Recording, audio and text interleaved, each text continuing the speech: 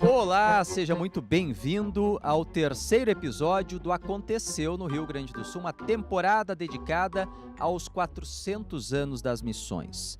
Tem o oferecimento de Colégio Anchieta, Rede Jesuíta de Educação, e Unicinos, nossa sala de aula é o mundo. No primeiro episódio, falamos da formação das reduções jesuíticas, sobre as duas fases, a chegada e a saída dos jesuítas do Rio Grande do Sul. O segundo foi dedicado à história do povo guarani. E agora, neste terceiro episódio, nós vamos aprofundar o conhecimento sobre os jesuítas e a Companhia de Jesus. E o nosso convidado é o padre Anderson Rabelo, pároco da paróquia Todos os Santos e reitor no Santuário Caró, em Caibaté. Padre Anderson Rabelo, seja muito bem-vindo. Muito obrigado, agradeço a acolhida, é uma alegria poder estar aqui com vocês e compartilhar um pouco da nossa história. Antes de falar da história dos jesuítas no mundo e aqui no Rio Grande do Sul, na formação das reduções, gostaria que o senhor explicasse um pouco, a gente depois vai aprofundar mais, mas a importância do santuário aí em Caibaté para a história das missões e para a Igreja Católica. Bom, o santuário, este ano completa 90 anos de existência, e aqui, onde hoje funciona o santuário, no passado funcionou uma redução, a redução de Todos os Santos do Caró. Essa redução, ela foi fundada pelo padre Roque Gonzalez e pelo padre Afonso Rodrigues. Eles vão fundar a redução no início do mês de novembro, isso em 1628, e 14 dias depois eles vão sofrer o martírio. E 2 dias depois, sofre o martírio também o padre João de Castilho. Por que eu estou começando por essa informação? Justamente porque o martírio desses jesuítas vai potencializar a vinda de outros missionários, né? Porque essa propaganda, que seria, na verdade, uma contra-propaganda, vai surtir um efeito no sentido contrário de atrair mais missionários para esta região. Então, o santuário, ele é herdeiro desse legado que é deixado pelos mártires, e pelo trabalho que esses mártires realizaram junto aos indígenas Guarani, que nós sabemos hoje, temos uma sensibilidade diferente em relação ao apostolado junto aos povos indígenas. Mas naquele momento, a compreensão que se tinha era justamente uma noção de civilização, e esse processo civilizatório, ele se dava, via de regra, no caso das coroas portuguesa e espanhola, pela catequização, pela evangelização dos povos indígenas.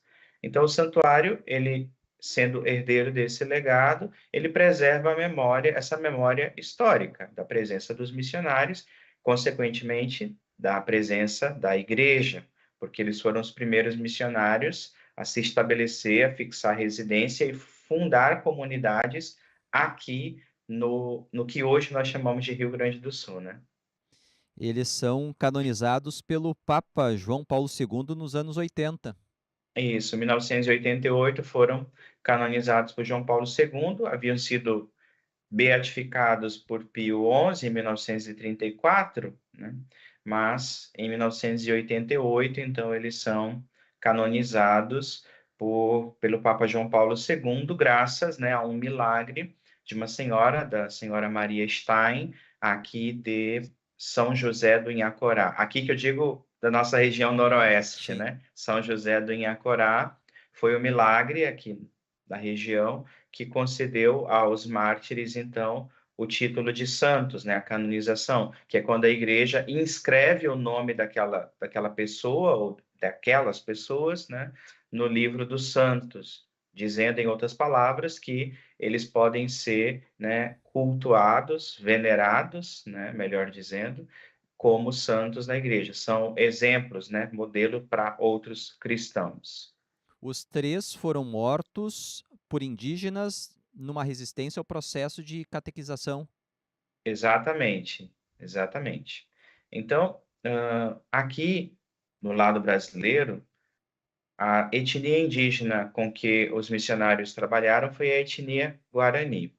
E justamente o cacique Nyesu, que é essa figura, né, de suma importância para a época, pelo fato de ser uma liderança indígena, pelo fato de ter muita influência também sobre os guaranis, ele viu na figura dos missionários uma ameaça ao modo de vida guarani.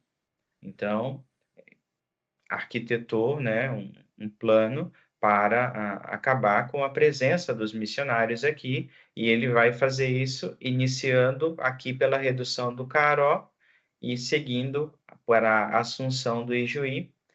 Nesse primeiro momento, na primeira fase, que inicia-se em 1626 e vai até 1638, nessa primeira fase, então, foram mortos estes três jesuítas: o padre Roque e o padre Afonso, aqui no Caró, e o padre João de Castilho, em Assunção do Ijuí, que era outra redução.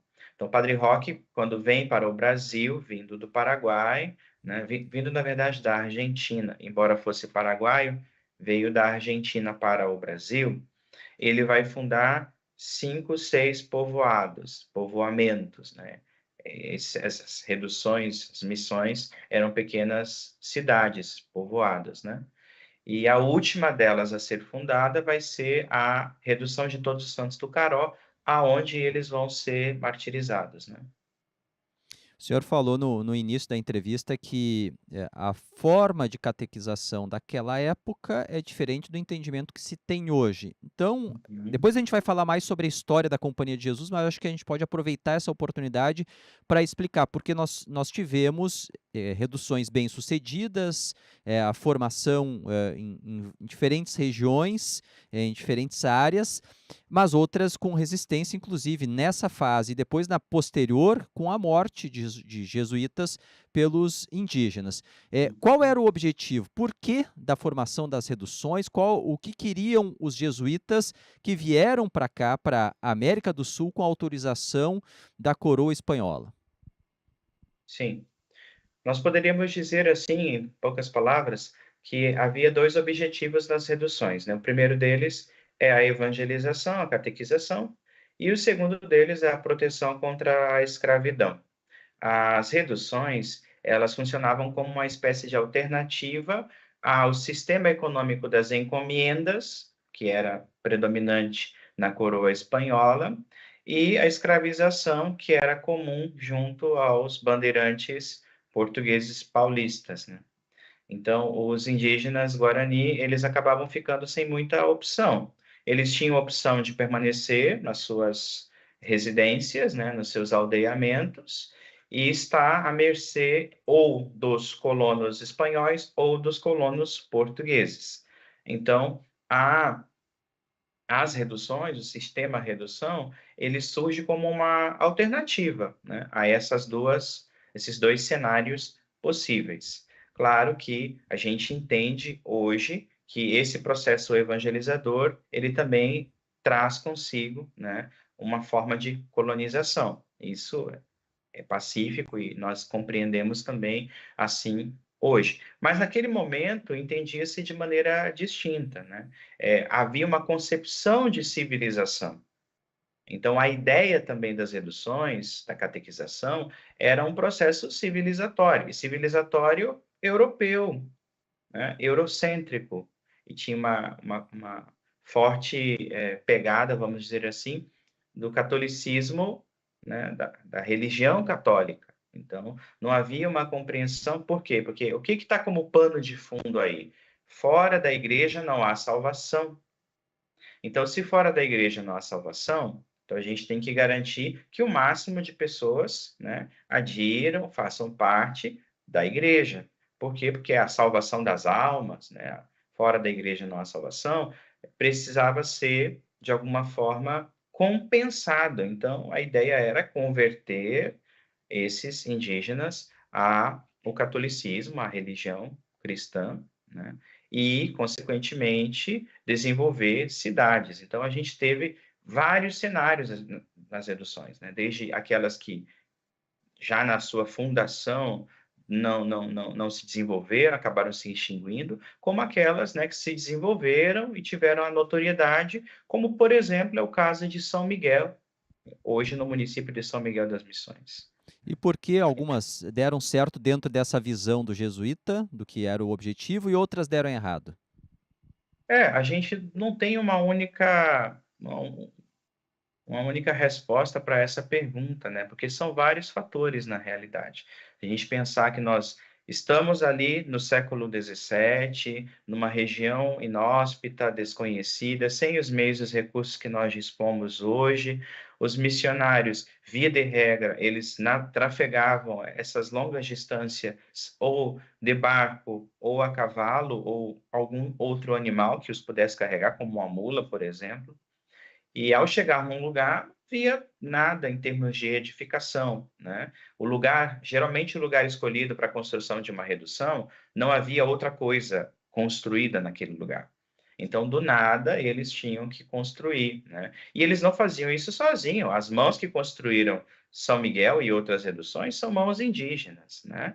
E há muita ciência, conhecimento indígena, conhecimento ancestral também presente nessas construções. Não é só o conhecimento europeu, nossa, os jesuítas, né, vieram instruir, vieram profissionalizar os Guarani. Os jesuítas também aprenderam com os Guarani, né? Inclusive, para dar um exemplo, né, qual é o momento mais adequado para recolher o barro, para fazer os tijolos? É na lua crescente, é na lua minguante? Quer dizer, há um conhecimento ancestral que também está presente na construção dessas reduções. Agora, cada caso é um caso, né? E o jesuíta, ele não governava a redução sozinho. Havia uma instituição, eu gosto sempre de lembrar disso, que é o cabildo. O cabildo, ele era um conselho que era constituído por indígenas e pelos missionários jesuítas. É sempre melhor falar missionários jesuítas ou jesuítas, porque nem todo jesuíta é padre. Então, Perfeito. os jesuítas, padres ou irmãos, juntamente com os indígenas, os líderes indígenas, formavam o cabildo, e era o cabildo que governava a redução. Então, havia um governo, vamos dizer assim, colegiado. Então, não era uma decisão arbitrária que era tomada apenas pelo missionário. Essas decisões, a administração da redução, era feita de forma colegiada, de forma coletiva. Então, assim, desde a falta de água, a escolha inadequada do lugar para ser a fundação, conflitos com outros povos indígenas, as mais variadas, alguma doença, né? No caso aqui do Caró, depois da morte dos missionários, o povoado vai se extinguir, ele vai se repartir entre três outros, né? Então, não há um único fator que levou a não prosperar certas reduções, como também não há um único fator que levou as reduções a prosperar, né? No caso dos 3 mártires, os 3 eram padres? Os três eram padres, sim. Nesse caso, a gente pode falar padres jesuítas, porque os três eram padres. Mas ao longo dos 130 anos, né, porque a gente tem um vácuo de 40 Sim. anos entre Uhum. 1626 e 1801, né? Não são 160 anos Uhum. redondinhos, né? Mas nesses 130 anos, 131 anos das reduções, foram mortos 26 jesuítas, entre padres e irmãos. Inclusive, um deles, que foi morto também, teve o coração arrancado, foi o padre Cristóvão de Mendonça, né, que morreu ali em Água Azul, próximo a Caxias do Sul, né? Tanto que dizem que depois que jogaram o coração dele na água, o coração ficou, a água ficou azulada, né? Então foram mortos 26 jesuítas ao longo desse processo, né, das reduções, e claro, morreram também muitíssimos mais indígenas Guarani, não mortos pelos jesuítas, né? Mas nesse processo de confronto, né, inclusive armado, né, com bandeirantes, com os colonos espanhóis e portugueses, como a gente vê na Guerra Guaranítica, que durou 3 anos, né? Foi de 1753 a 1756. Padre, agora a gente vai voltar um pouco no tempo para ir lá na origem dos jesuítas. Nós vamos a Paris de 1534, quando foi fundada a Companhia de Jesus por Inácio de Loyola. Conta um pouquinho dessa história da fundação da Companhia de Jesus e dos seus objetivos, porque eu sei que ela cresceu muito rapidamente depois da fundação. Sim, sim. É, na verdade, Santo Inácio, né? Santo Inácio de Loyola, a gente considera o fundador da Companhia de Jesus. Santo Inácio nunca pensou, nunca foi o ponto de partida dele fundar nenhuma instituição. Isso não era assim a pretensão, ele não tinha essa intenção, né? Mas o fato é que, como ele começou a pregar e falar sobre coisas de Deus, coisas da religião, e ele foi preso pela Inquisição várias vezes, ele foi obrigado a estudar. Então disseram para ele: "Ah, você quer falar sobre esses assuntos? Então você tem que estudar. Você não pode estar falando porque você não estudou isso daí. Então você tem que estudar." Então ele foi estudar. E quando ele vai estudar, é justamente ali na França, em Paris, na no Colégio Santa Bárbara, que ele vai conhecer os primeiros companheiros. Ele vai conhecer primeiro um grupo mais ou menos de 9, mas esse grupo não vai prosperar. Vai ser justamente o segundo grupo, e aí com o segundo grupo, sim, é que ele vai conseguir, né, articular um grupo mais ou menos coeso. Todos eram estudantes universitários, todos eram. Nem todos que estavam lá estudando pensavam no sacerdócio. Eles estavam lá se qualificando, né? São Francisco Xavier, por exemplo, não, que era companheiro de Santo Inácio da época, não pensava, né, via de regra, no sacerdócio. Mas, em 1534, esse encontro entre eles vai crescendo e vai se articulando cada vez mais, formando um grupo mais coeso de colegas, de companheiros. E, em 1537, eles vão fazer votos juntos, em Montmartre.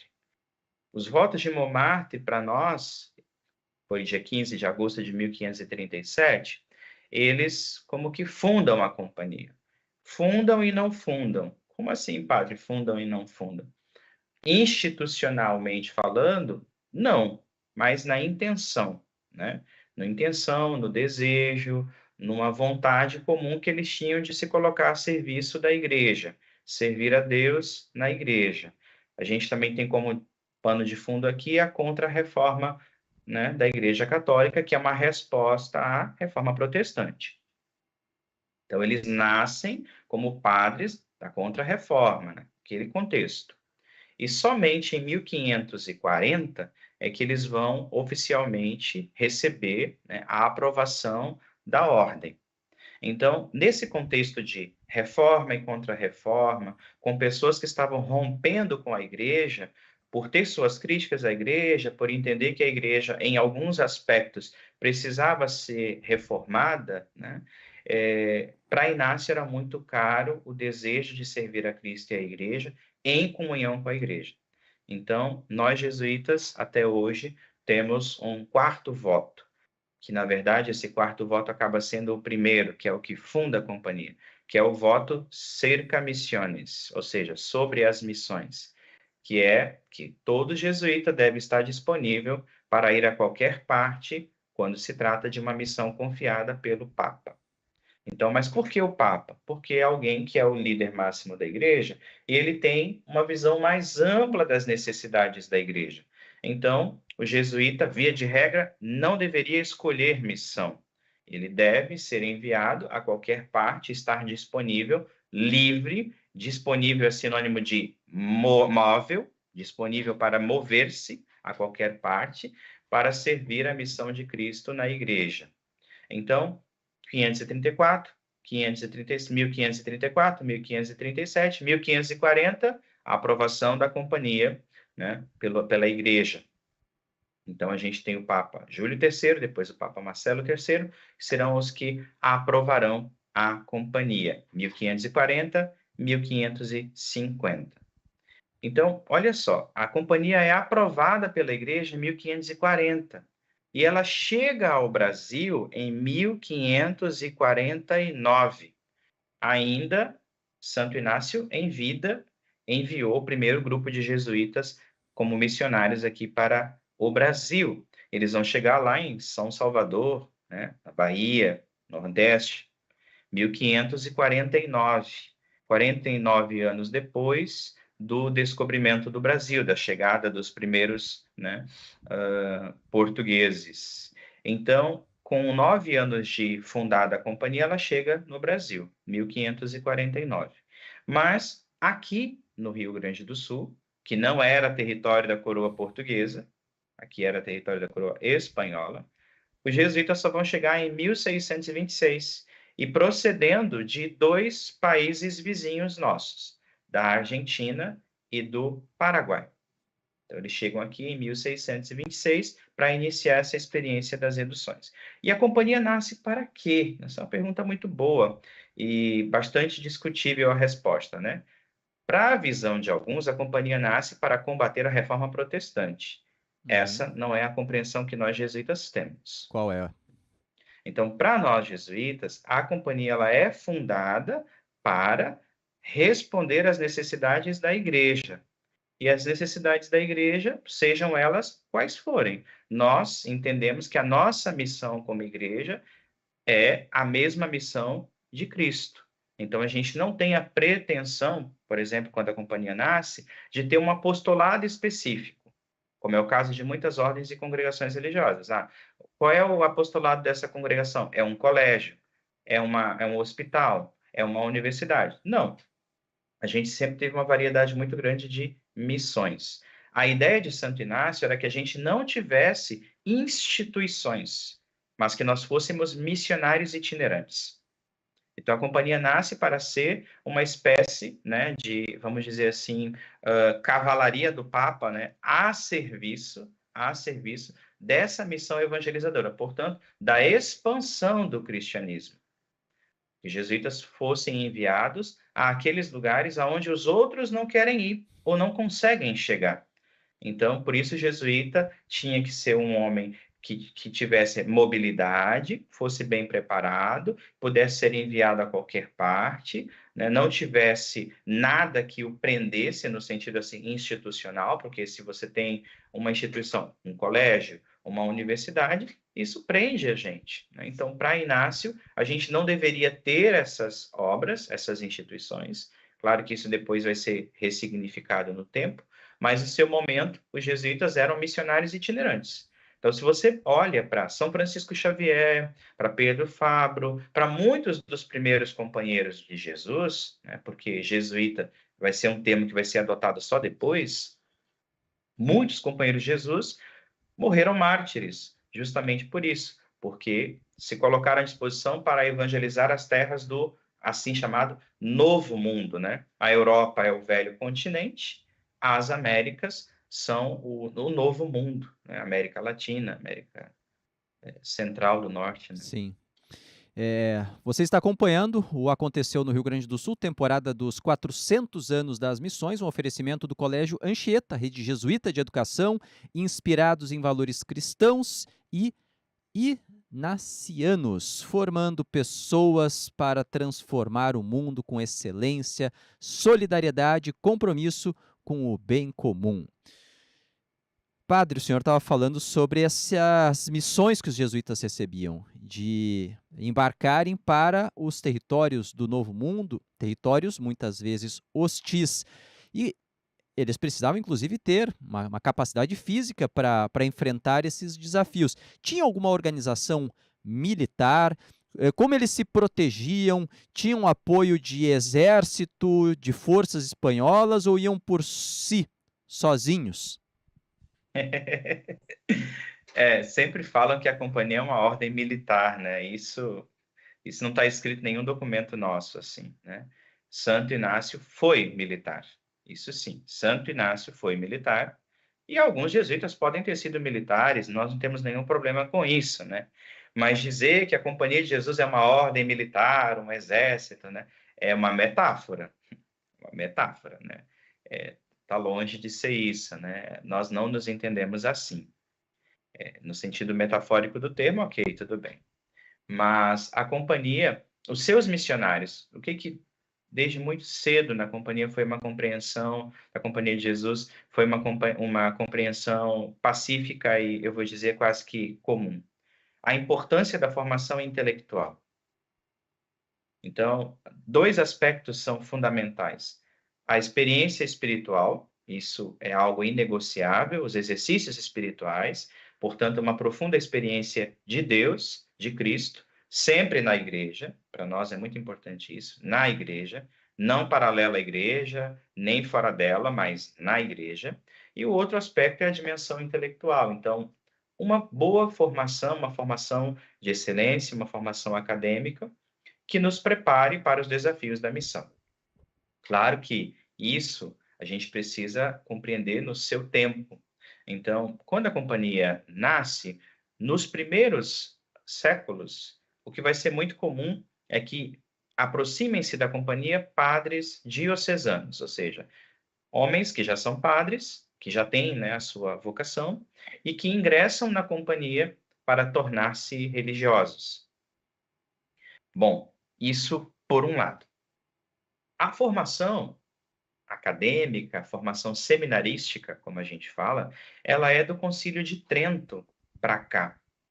É o Concílio de Trento que vai lançar as bases para a formação acadêmica dos futuros padres, porque até então, cada diocese, cada bispo organizava isso à sua maneira, né? Porque não estava institucionalizado. Isso vai ser institucionalizado só no século XVI, com o Concílio de Trento, né?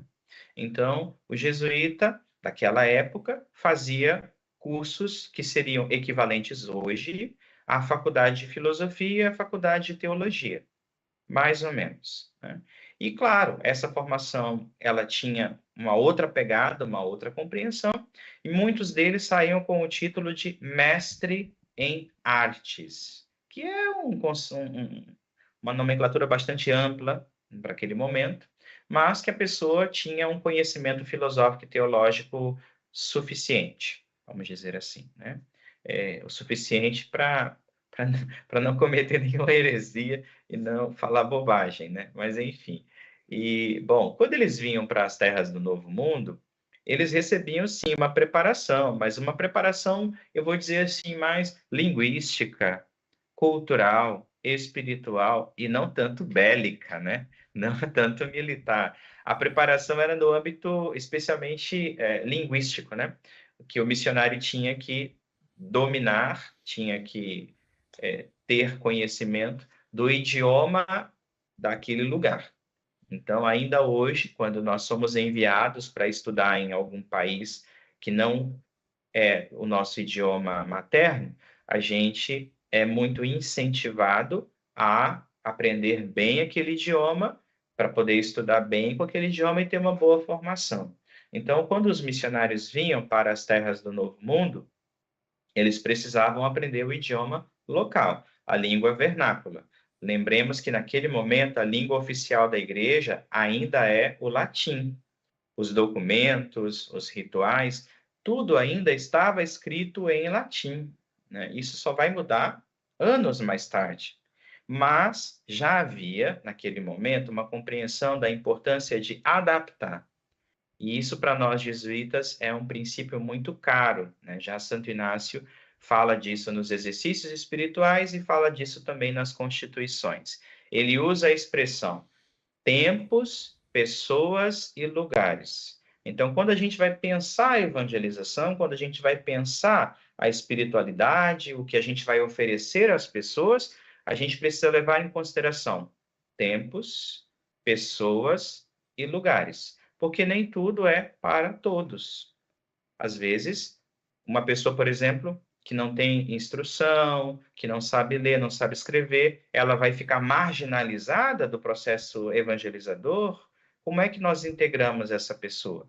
Então, se a pessoa não sabe ler nem escrever, eu não posso, por exemplo, evangelizá-la partindo do pressuposto que ela vai ler a Bíblia. Então, eu tenho que encontrar estratégias para que essa pessoa possa também ser iniciada, ser evangelizada, mas, claro, adaptando isso às necessidades daquela pessoa, como também do idioma.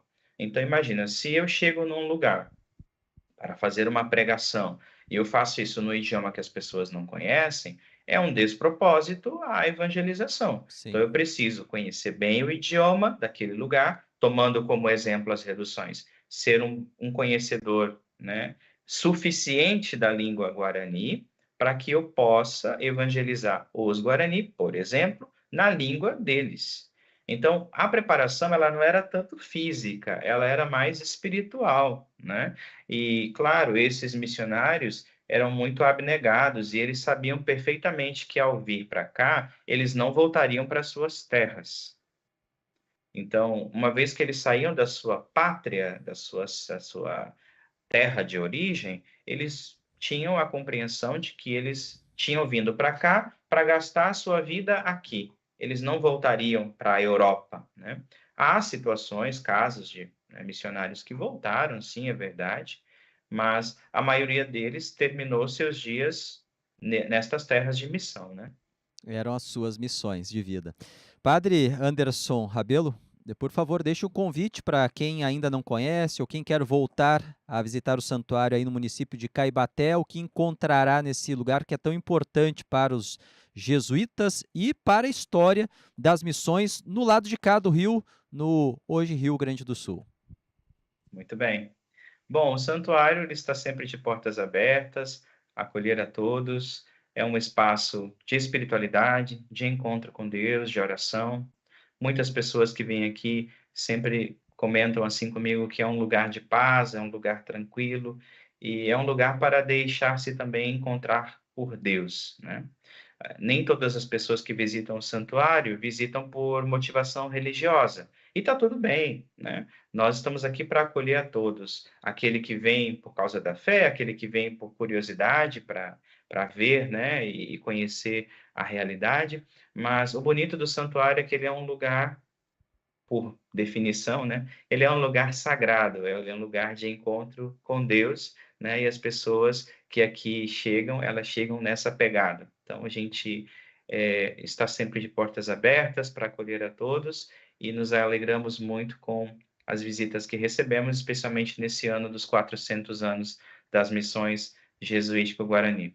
Muito obrigado, Padre. Uma boa celebração. Muito obrigado. Um Volte abraço. sempre. Tchau, tchau. Aconteceu no Rio Grande do Sul, temporada dos 400 anos das missões, num oferecimento do Colégio Anchieta, Rede Jesuíta de Educação, e Unicinos, nossa sala de aula é o mundo, programa que você pode ouvir na Rádio Gaúcha nos sábados à noite, o horário sempre depende do futebol da dupla Grenal, e nas segundas-feiras, ao meio-dia, um novo episódio no YouTube, canal GZH, compartilhe. Para você que está acompanhando no vídeo, compartilhe este vídeo com seus amigos, com seus familiares, nos grupos do WhatsApp e até a próxima semana com mais um episódio, mais uma história envolvendo as missões, os jesuítas e o povo guarani. Até mais, tchau!